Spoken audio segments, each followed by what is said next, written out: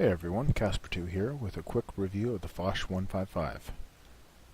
First off, foremost, I love this tank. This is the Tier 10 French tank destroyer, successor to the AMX-50 Foch, the AMX, was it 1948, AMX 48, and so on and so on. Monster TD. It really suits my playstyle. So let's get into it. I'm going to try to keep the review to about 10 minutes, then I have two quick games afterwards, which really shows what you can do with the Foch 155 if played correctly. Historically, it is an actual historical tank. What happened was, in about 1950, they came out with the AMX-50 Foch. It had a 120 millimeter gun. When a couple years later, when they developed the AMX-50 100, they were able to put a 120 millimeter gun on the AMX-50 100, which made it the AMX-50 120, which is the Tier 9 heavy tank in the French heavy tank line. What that did was it made the AMX-50 Foch obsolete. Now, you're asking why? Well, because the AMX-50 120 was more mobile, it was more versatile because it had the auto-loading cannon and a turret, and it was faster than the AMX-50 Foch. It had a universal gun, the same as the rest of NATO, and it just made the tank destroyer an obsolete piece of equipment. Now, the French tried to rescue the AMX-50 Foch by adding a 155 millimeter gun onto it. They made multiple tanks with the 155 millimeter gun to test it out. That is where you get the Foch 155.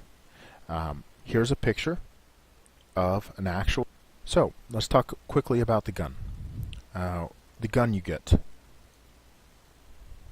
It's the 155 millimeter AC SA 58. It holds 3 rounds in its canister. It has a loading time of 50 seconds, but with vent you're cutting it down to about 45 seconds. And if you have brothers in arms and all 4 of your crew members, you're going to cut it down to about 41, 42 seconds, something like that. It stock with the AP, you're going to be doing 293 millimeters of penetration with an average damage roll of about 850. Load gold, that jumps up to 408 millimeters of pen, same damage, 850. Why anybody would want to use high explosive with this thing? You're only going to do 90 millimeters of penetration, and the damage jumps up to 1100. It really isn't worth it. Don't carry high explosive in this gun.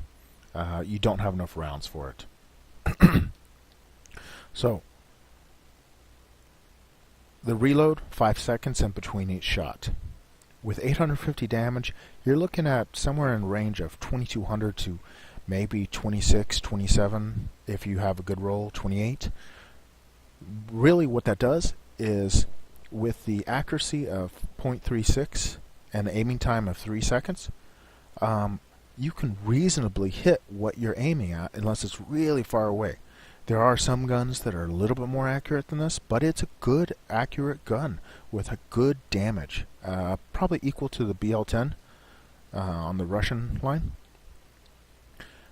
With 3 shots from this, you're going to be able to kill almost anything that you're shooting at if you pin it. The exception might be the mouse or the Jag E100. I think you might be able to kill the E100 with it with one canister if you pin every time. Especially if you're shooting gold. If you shoot gold, you're going to be able to pin the E100 almost anywhere on it. So, getting to the armor. The armor is 55 degree sloped with 180 millimeters of armor to it. With the slope, that makes it about 315 millimeters. Don't shoot the mantlet. The mantlet has spaced double armor of 180 millimeters. So what are you talking, like 360 millimeters total? With the spaced, you're not going to damage it shooting the mantlet. Let's look at a weak picture, weak spots picture. Other speed, 50 kilometers per hour, and it's not the fastest off the go, but it gets up really fast, quickly. Turn rate 30 degrees per second. Very decent turn rate. Some of the faster mediums and lights are going to be able to outturn you, but with clutch braking, there's not going to be many heavies that can outturn you. I don't know of any heavies, including the AMX 5120. Let's see. Recommended equipment. Get vents. I recommend binocs because the view distance on the Foch 155 is 400 meters. So that's going to increase it to the max view range. I always carry a camouflage net on all my TDs to make them harder to see. TDs live and breathe by being able to be hidden. Carry gold fire extinguisher, increases chance of fire suppression. Gold first aid kit increases protection for your crew. Normal repair kit. And that's about it. Let's look at some games and show you what you can do with the Foch 155. Okay, so first game I'm going to show you is South Coast, Battle on South Coast. For pretty much every other tank in my garage, I will usually platoon if I'm going to grind. For the Foch 155, I usually play this solo pubbing, because I can really carry a game in it. That's why I love the Foch 155 more than almost any other TD. Maybe the 268 and 263 could carry a game, but you're not going to be able to carry a game alone in the Jag E100, and you're definitely not going to be able to carry it in the Waffle Trager E100. So let's watch what I'm going to do. First thing I do is run over to Snack Shack. That's a must. The Snack Shack and your home base should not be left up. It can be the difference between winning a game and losing a game if the enemy can hide behind it and you waste a shot destroying that. I go over to the east side. Now, the amazing thing about this game is you're going to see that I make a pretty serious error at the beginning. Luckily, I don't pay for it with my life.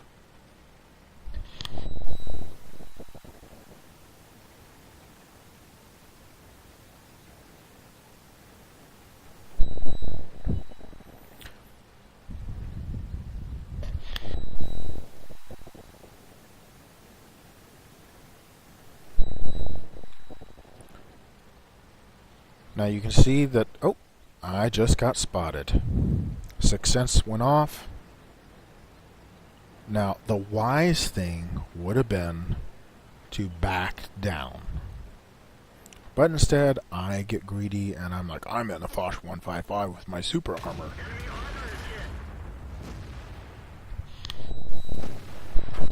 Well, I do 900 damage to that that FV4202, but I'm getting chewed up. I'm like, oh, I can shoot something else. Well, they tracked me. They're already hit me. Right there. That was an already hit. And I'm getting the hell out of here. Well, it took me about 1,600 damage for me to learn my lesson. And I almost go back up there. I'm like, I can shoot some more. Send me in, coach. Well, I do back off. I realize I only have 156 hit points left. I mean, we're only 2 minutes into the game, and I've lost almost all of my hit points. You have a total of 1,850 hit points in the Foch 155, and I'm down to 156. Does not bode well. I let my camel net activate, but you can see how large I keep my mini map. I also have a couple mods that ghost sight enemy tanks where they were last seen on your mini map. And I'm keeping a watch on my minimap, and I see that AMX 5120 is moving north. I even click it to warn my teammates. Now, evidently, my T110E4, I don't know if he's AFK or what, but he hasn't moved from base. So I'm not going to let this AMX 5120 get free shots on me. So I set up to be able to kill him. Well, our leopard gets a couple shots into him. Just waiting for him to appear. There. Right there. Shoot his upper turret near his commander hatch and kill him. 11 minutes and 30 seconds left in the game. So you're talking 3.5 minutes and I get my first kill. This WZ-131, he almost, if he could have shot me into the side, he would have killed me. Instead, he tries to go for the ram. He gets about 90 damage on me, ends up giving me a free kill. That was awesome. I even typed in LOL. Now I'm down to 63 hit points. You'll notice probably 90% of this game, I have less than 150 hit points. The E100 tried to aim, and that cost him his life. Even angled the nice pin on this gun. And I'm just shooting regular AP. I never switched to gold rounds in this game. I go over here and try to keep the slope protecting my side. Now, T57 is a relic player, and he is good. So I'm trying to keep it in mind, but he's facing away. Well, actually, no, he shot at me. The E75, he doesn't see me or not paying attention. He's paying attention to the Leopard 1. Killed him too. And just like that, in about 2 minutes time, I got 5 kills. That's what you can get in the Foch 155. The damage output is amazing. The problem is that, as you can see, it's taken me a long time to reload. Once you shoot those 3 shells, let's say you bounce 2 or you miss 2 and you only hit 1, you're out for the next 40 to 50 seconds. And everybody right now is chatting, how long is the Foch reload? Anytime I do well in the Foch, people start going, oh damn Foch. That guy did not see me. He's trying to get away from the Leopard 1.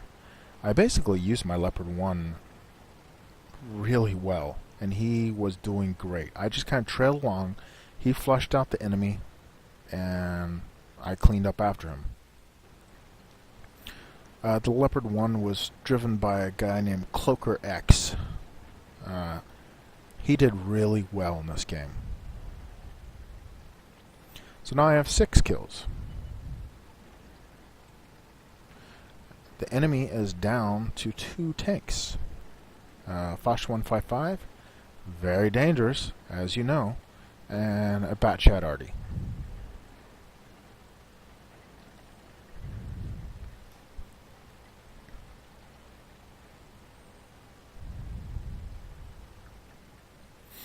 Now I'm thinking that the Foch 155 might have come up onto the hill here, so I'm being very careful. I really want my teammates to spot him. I do not want to die. As this was my first win of the day in this tank on this map.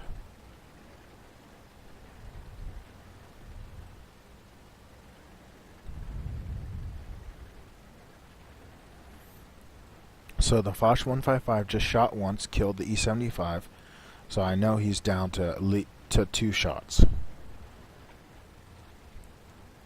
And I know that our Leopard is out-turning him.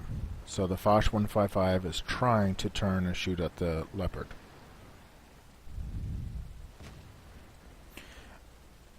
what happens is I don't aim all the way. It hits at the crease, whereas lower glacius and upper glacius hit. Uh, I'm going to guess that he already tried to shoot at the leopard and was reloading. So in total, I got 7 kills on that game. Total damage was 5,031. There was no hidden damage. I got like 60,000 credits for it. I got like, I think this was ×2. It wasn't Veterans Day. So I got about 4,500 experience, something like that. And I got Top Gun, I got Sniper. Let's see, I got some Mastery Badge or something like that. So that's what I got on that one. So the second game that I'm gonna be showing you guys is my most favorite game I've had, honestly, in the last year or so. I think there was a game where I played a T18 or T82 or whatever it is with the derp gun that I did better. I just was having a blast. But this game is a perfect example of you never quit a game. If you quit a game, you're not going to have huge come from behind wins. Those are the ones that people remember your name. They are impressed by your gameplay. Because I can guarantee you that every single player in this game was thinking highly of my abilities. I will tell you straight up that the most dangerous player on the enemy team was Large Fries. He's from Clan Aces, and I don't know if he's always this good, but he did really well in this game, and he came so close to killing me multiple times. He knew who the most dangerous player was, and he went after me with a vengeance. Now, on highway, I usually race down on this side of the map, down the railroad tracks, trying to get shots at whatever tank stupidly races across my field of vision. I can usually hit them once. If I track them, they're dead. If it's multiple tanks, I'll hit multiple tanks. Because with that 5-second reload, I'll put all 3 shots into different tanks. Instantly, you have half health. That poor FCM-50T gets in the way. Honestly, I don't know what bounced off of me there. But I'm down to 1 shot. I see that Foch 155. I'm like, ooh, I could hit him for a lot. I make a mistake here. Look at the mini-map on the west side. What do we have, like 4 tanks over there? Logically, they're all over here. I don't think that. I don't even see what hits me from the side until it shoots. IS-7. Now, he hit my tracks. I should have turned around and got the hell out of there. Reloaded so I could have a full magazine. Instead, that bat chat that zoomed across flanks me. IS-7 hits me. Bat chat again. Luckily, that E4 absorbs the rest of the bat chat's hits, or he would have killed me. At this point, I'm like, I need to get the hell out of here post-haste. I also see that our other Foch 155, because he hung so far back, he's now being outturned by a T-71 that's slowly whittling him away. And he does get killed by a T-71. A very embarrassing death, in my opinion, but, you know, whatever.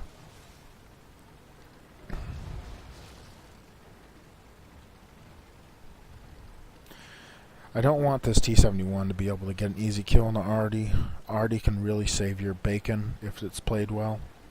So I'm trying to get shots on this T-71. Our Object 268 intercepts him.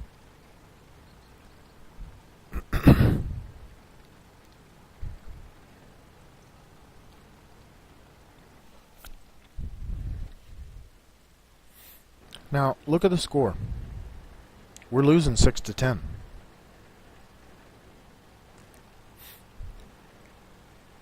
And it's going to get worse. Ooh, 6-12. 2-1 odds. But I've got a full canister, and this IS-7 just drove, trying to flank our IS-7. Boom. Penetration, 800 damage. Boom, 878 damage. I caught him on fire. Have to waste a shot on 33 damage, but I kill him. Right there, perfect example. Full health IS-7, one magazine, he's dead. And it wouldn't really have mattered if I caught him in fire or not. I still would have killed him. Long reload. 44 seconds for me. But I'm using my mobility. I'm trying to get into place for where I'm going to pop out once I reload. You either got to have a spot to hide and reload or use your mobility. IS-7 just killed at 103. And now, oh, hello, Mr. Lowe. Let me see your side of your turret.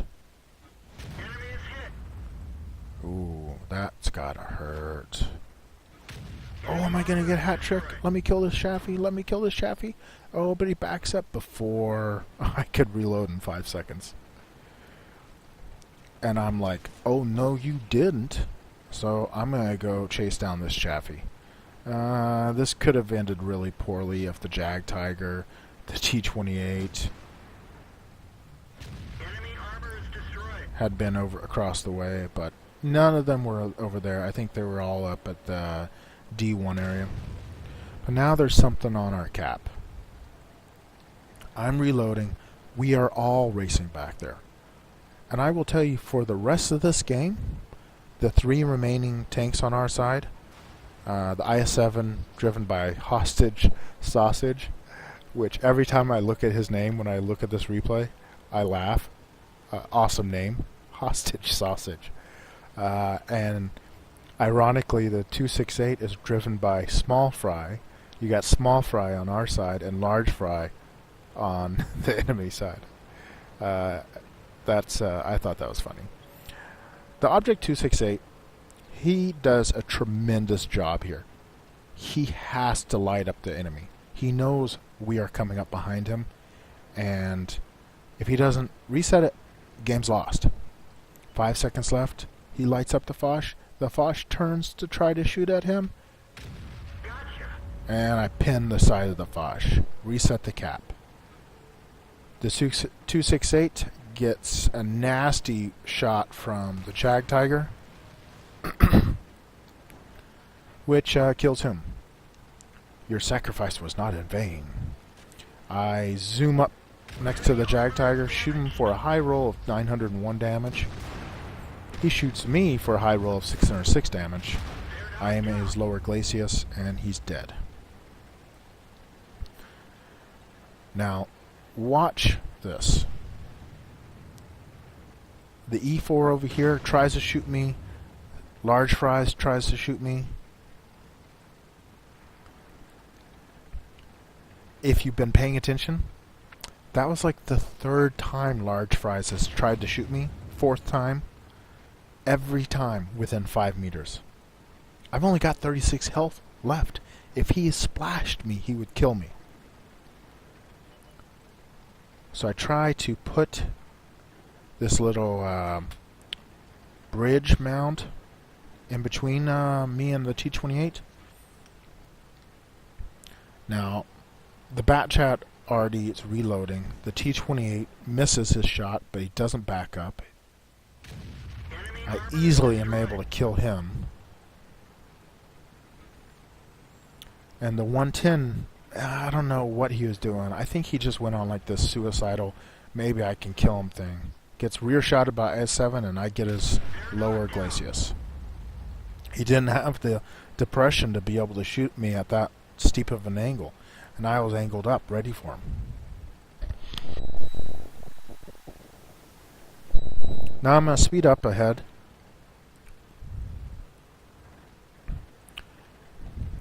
What's happening is the IS-7 and I am coordinating our effort. We had really good communication.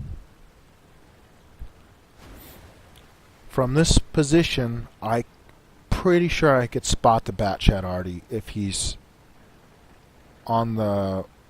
if he ran north. So what I think he's doing is he's either hiding in K1 or he's raced over to the city. Either way, I want that IS-7 to light him and take the first shot. If the IS-7 takes the first shot, I'm fairly confident that I can kill him. Speed up a little.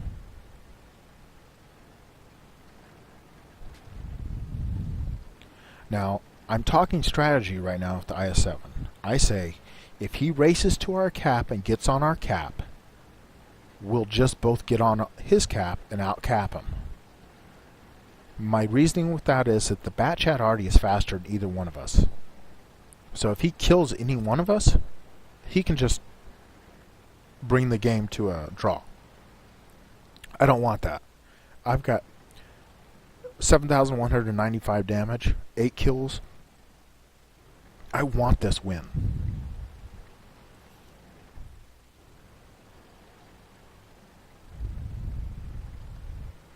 So I let the IS-7 go ahead. He's going to light up that Batchat Artie. I'm expecting it, but he's not back there. So I communicate some more with him, and I say, okay, let's sit here and see if that guy's going to get on cap. People get impatient.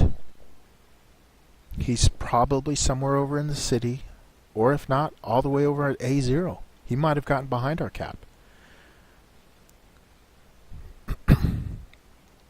I'm thinking he's going to get on cap. A lesser skilled player would have.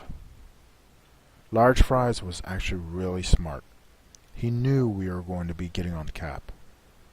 He's probably sitting over right at like J8 or 9 in the trees with good camo. He can see us start coming up. All he would do is back up and then run. And he could run away in time.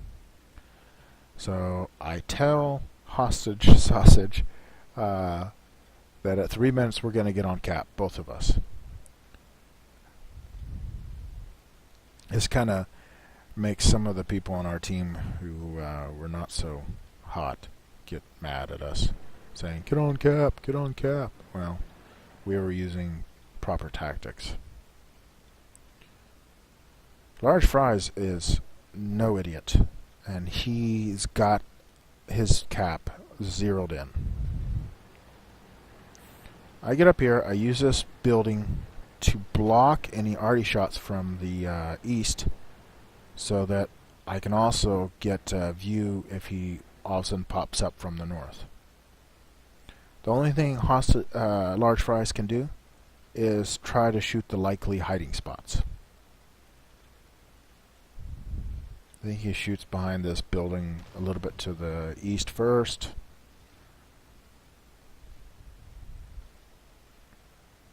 Then he shoots next to me, again, 5 meters away, if not less. If he had splashed me, I would be dead. Shoots on the other side of the building, and that's it. Huge come from behind win. I got 8 kills, 7,195 damage. Capped it. For this game, I got Steel Wall, Sharpshooter, Top Gun, Bradley Walters Medal, my Mastery Badge, and I think I got Reaper, but I'm not sure. I've got somewhere around 44,000 something damage. Not damage, but experience. I got about 77,000 credits from it. I've had more damage in the Foch 155, but this game was just excellent. If you play the Foch 155 correctly, you can get these type of games. Thanks for watching my videos. If you guys have any questions, put them in the comments below.